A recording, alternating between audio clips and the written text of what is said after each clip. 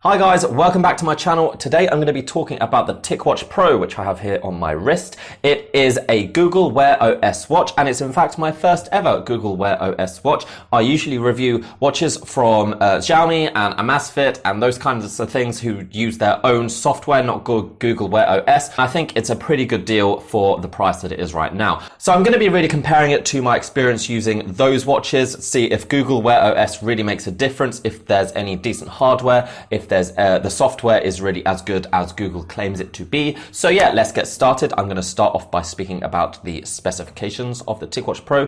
So the TicWatch Pro features a 1.39-inch AMOLED display with a resolution of 400 by 400. However, interestingly, above that AMOLED screen, it also has an LCD display, which allows it to use a much lower powered mode if you want. So essentially, guys, a lot of people have to decide between whether they want a sports watch, which works well in sunlight, which lasts a long time, tracks all their data, doesn't run out of battery, or if they want an attractive screen with like bright colors, vivid displays, you know, that kind of stuff. People usually have to decide between the two. However, this watch combines both of those screens, so you do have a choice of which one to activate and which one to use. For sensors, it has a heart rate sensor, accelerometer, gyroscope, light sensor, and wearing detection sensors. It also has GPS built into the watch. So using all of those sensors, it can track things like heart rate, distance traveled, steps, calories, speed, all that kind of stuff that you would expect from a modern smartwatch.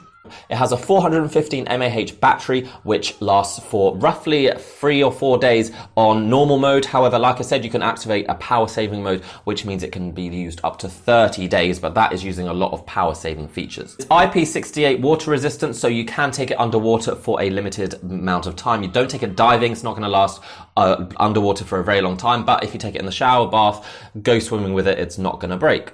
It also features, most excitingly for me, NFC, which works in the US, the UK, Europe. All of the Amazfit watches that I usually review, they usually only work in China, or that feature works in China. But here you can use Google Pay with this watch and use NFC for payments. It's got 4 gigabytes of storage and 512 megabytes of RAM. So like I said before, the display is a 1.39-inch AMOLED display with a resolution of 400 by 400, but it then turns into a LCD power-saving display when you're not using it. As you can see here, this is the low power mode, which just displays the time and some other information, which I think is a really good feature because it means it has an always-on display. It can be seen in sunlight, but you don't have to sacrifice the bright colors and vivid displays. So as you can see here, the touchscreen is pretty much as responsive as a smartwatch would be, with lots of menus and apps and items to look at. It's very responsive, very smooth, very colorful, and very vibrant colors and sharp images. So this is a very attractive high resolution display, which looks great. I think there's nothing wrong with the screen at all. You couldn't really ask for anything more. 400 by 400 resolution is pretty high for such a small screen. And yeah, it's as responsive as my smartphone. So I have no complaints with the screen. I would say it's on the slightly thicker side that I would like. It's 45 millimeters by 12.6 millimeters, but it's difficult to wear under a shirt or a long sleeve jumper. It's better to wear on with short sleeved clothes. But yeah, it's pretty thick, and it's kind of not comfortable to sleep with as well, so I do take it off at night.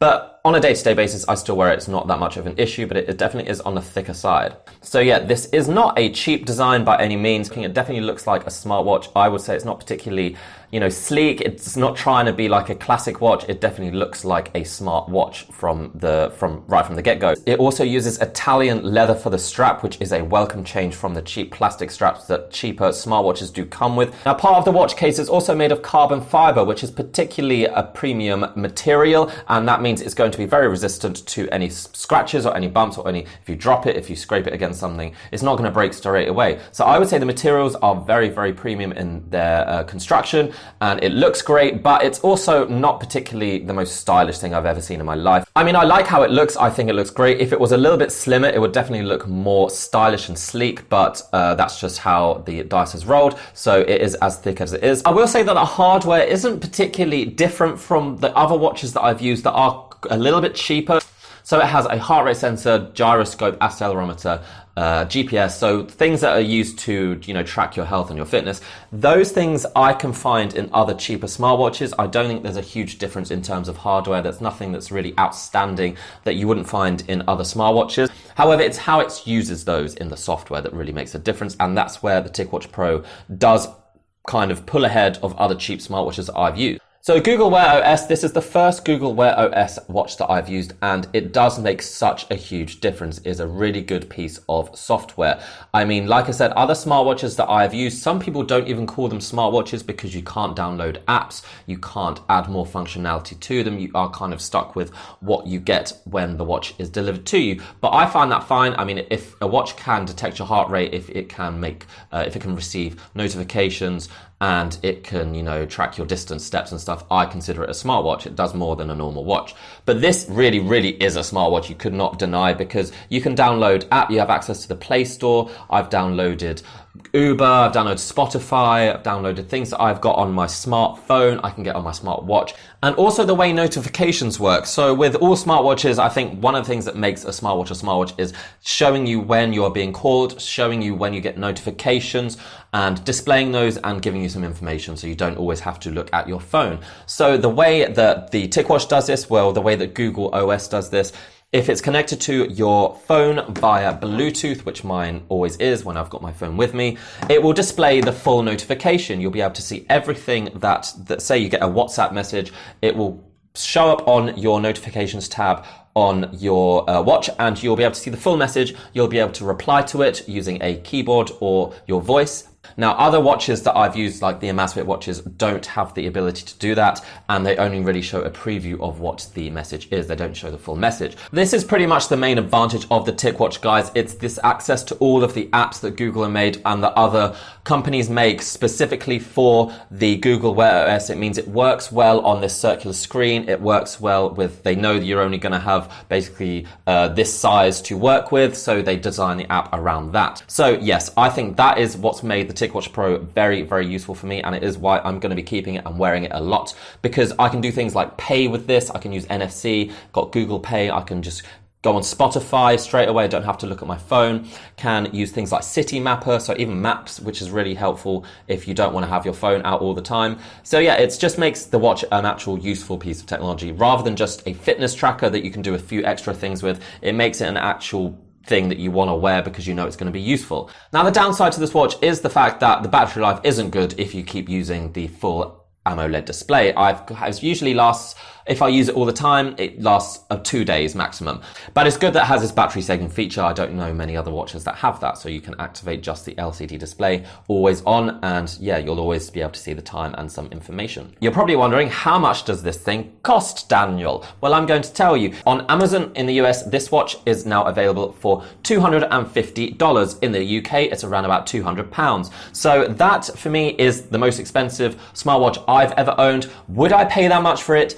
I think I would if I really wanted a Google Wear OS watch. This is one of the cheaper ones that's available. You know, the Samsung watches are usually more expensive, well, they use a slightly different version. But, you know, other Google Wear OSs are roughly that price or more expensive. You're also getting those 2 screens and the access to NFC, GPS and water resistance. But I think as a package, this one is pretty good if you're willing to deal with how thick it is and just the fact that it's probably not the best looking watch in the world, but it's also not ugly at all. There is also a LTE 4G version of this watch. So if you didn't even want to connect to your phone, if you wanted to use a SIM card, an eSIM card, that allows you to, use your data in your watch. So you'd be able to take calls and messages without even ever having your phone. And they both have really good reviews from what I'm looking at on Amazon. So if you're interested in either of those, check the description below and you'll see where they are available. So yeah, that's it, guys. If you're interested in gadgets and watches and phones, subscribe to this channel because I've got more coming.